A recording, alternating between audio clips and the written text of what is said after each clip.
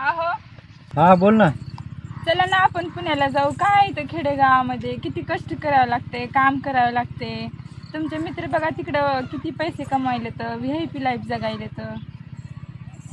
अगं चकुल, त्या VIP life जगण्यात आणि पैसे कमवण्यात त्या पैशाला काहीच किंमत नाही चकुल.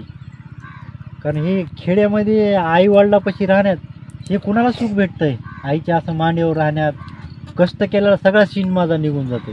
कितीही काम करू द्या, पण असं आईच्या कुशीमध्ये झोपण्यात, आईसोबत आई वडिलात राहण्यात एक वेगळीच मजा आहे. हे कुणाला सुख भेटू शकत नाही कितीही पैसे खर्च केले तरी. म्हणून मी गावाकडे राहण्याचा आणि आई वडिलापाशी राहण्याचा, भले माझ्याकडे 4 पैसे कमी असतील पण हे सुख कुणीच विकत घेऊ शकत नाही. जे सुख मी अनुभवतोय ना, हे सुख जगामध्ये कुणीच अनुभवू शकत नाही. हा बाबा, आपल्याला एक गरज आहे.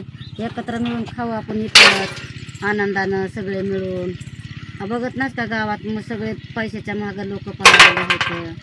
आई वडिलाला सोडून चाललेले होतं, पैसा कमवायला देतं. हो ना.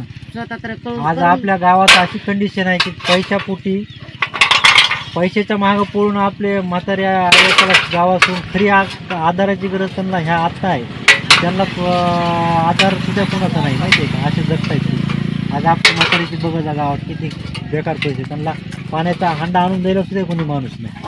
मग त्या पैशाला काय करायचं? माणसाची किंमत नाही तर पैशाला काय किंमत आहे? आपल्याला ह्याच्यातच सुख आहे. आई वडिलापाशी माझं इकडे बसून खायलंय, आई वडिलाला गोड बोरायलंय, परपंचात आम्ही मिळून खाता, हीच आम्हाला सुख आहे. हो ना. आम्ही आभारी मानतो.